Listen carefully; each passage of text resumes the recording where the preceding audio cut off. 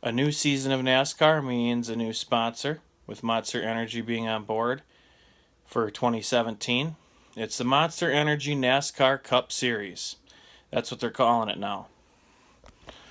First it was Winston Cup, then it was Nextel, then it was Sprint because Sprint was bought, or Nextel was bought by Sprint, pardon me. And then Sprint announced they would not be the title sponsor after 2016, so here we are. Monster Energy NASCAR Cup Series. And with that comes a new race format, which I will do at a later time in another video.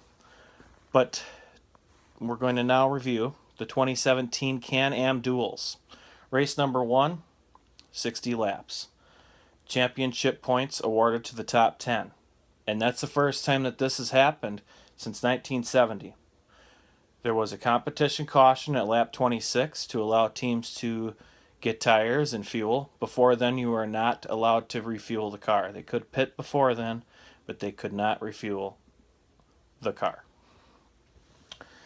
The second yellow was on lap 48. Menard and Sorensen contact. I believe Menard raced on or was a couple laps down towards the end, but Reed Sorensen hit the wall a ton, and he plowed right into that inside safer barrier, much like Kyle Busch did in 2015. A little bit different angle, but thank goodness they finally have a safer barrier on the inside wall. The winner was Chase Elliott. He absolutely dominated the race. And Corey LaJoie raced his way into the 500. And the championship points were awarded to Chase Elliott, Jamie McMurray, Kevin Harvick, Brad Keselowski, Matt Kenseth, Trevor Bayne, Martin Truex Jr., Eric Almirola, Joey Logano, and Cole Witt. Those were the top 10 that got championship points. So I do like that they're awarding points because racing should be based on consistency. The other format, there was a problem where you could win 35 of 36 races out of the season and still lose the championship because it was only awarded winners. The bracket format, it's a playoff format like basketball. I applaud NASCAR for changing that because that needed to be changed. The stages, I really think I'm gonna like the stages as a fan. I've been following NASCAR for 16, 17. This is my 17th season following NASCAR. And I will say, over the years, the chase evolved, and they had to tweak it and tweak it and tweak it.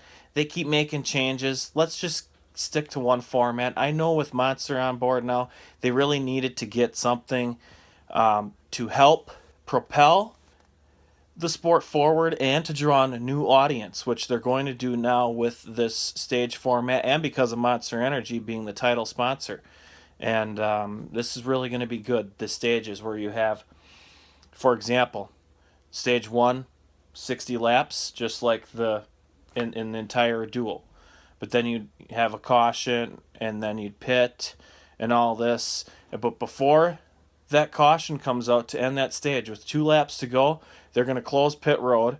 That way nobody can come in under green and pit early, and then have the advantage when everybody pits under caution at the end of the stage, which I do like. So, but that's just a little bit how the stages are going. I haven't totally wrapped my head around it, but I will talk later on about the stages at a later date. So the first race, it was really good. I did like how tight the pack racing is again, and that drivers pushing each other just like it was when I started watching in the early 2000s. It was 2001, 2002. This is my 16th year, we'll say, in NASCAR. But I'm a big Junior fan. I have to be biased for my man, Junior, but I'll tell you what, personally, I think he should worry about his health before he goes any farther in his racing career, because one more hit is not going to be good for that man. So, again, my opinion, I'm not trying to be biased, but I'll try my hardest not to be for Junior. And then the second race, as we move on to the end of this review, was also 60 laps, and Junior started on the pole. Top 10 finishers, again, get championship points. The competition caution, lap 25, that's when they were going to throw it. was actually lap 27, 26, 27, same as the first race. They want all the cars to pass the start-finish line, complete lap 25, then they throw the caution. So by the time the pace car picks up the field, it's actually lap 27. They come down pit road, and then, so 28 was technically 27, 28 is when they pitted. And the lucky dog on the first caution, we did not have any lucky dog on the first yellow. I don't believe we did. No, in the first race, we did not have a lucky dog. Lucky dog was Jeffrey Earnhardt. Dale Jr. led up to the pit stops under caution. Michael Waltrip won the race off of pit road, but he had to come back in because he missed his stall. And then Denny Hamlin was penalized. He had to restart at the tail of the field because he drove through too many pit stalls. Ryan Blaney was the leader for the restart on lap 31. Dale Jr. restarted second and took the lead before lap 31 was completed. So on lap 31, Jr. was back to the front. And Dale Earnhardt Jr. led a race high of 53 laps. Second caution in this race was for the 48. He had contact.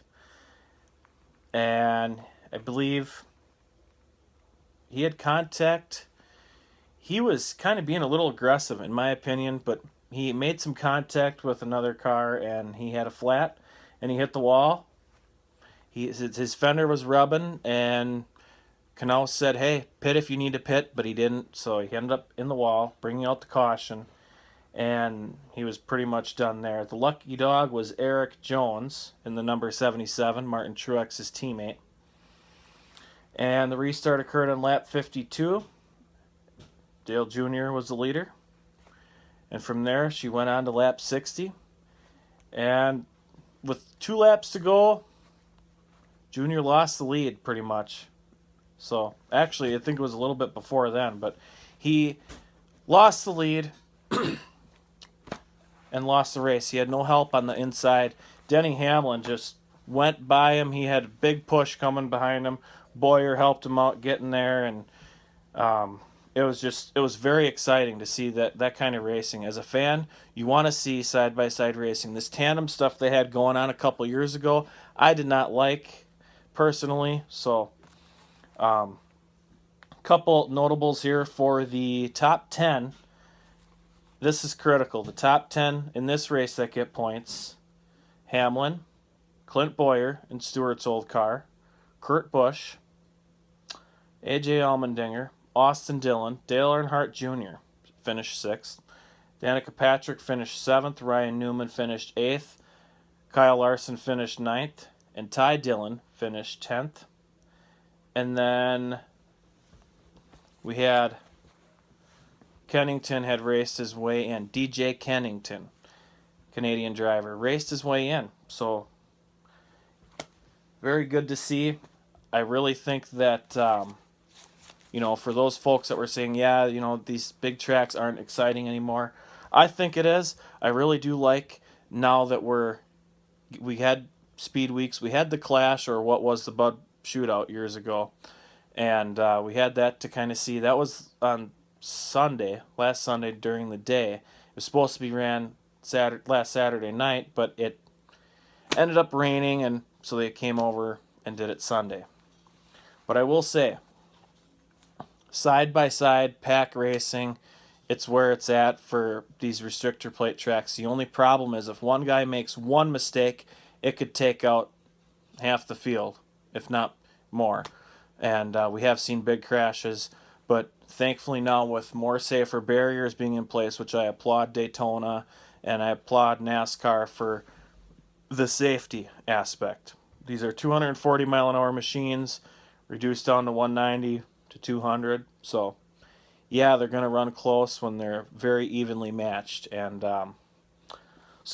that's pretty much all I have for the Clash. Not for the Clash, for the Can-Am Duels. I was just thinking the Clash. But the Can-Am Duels, they were good. Really good. And I will say, kudos to Fox Sports 1. Their crew did a great job covering.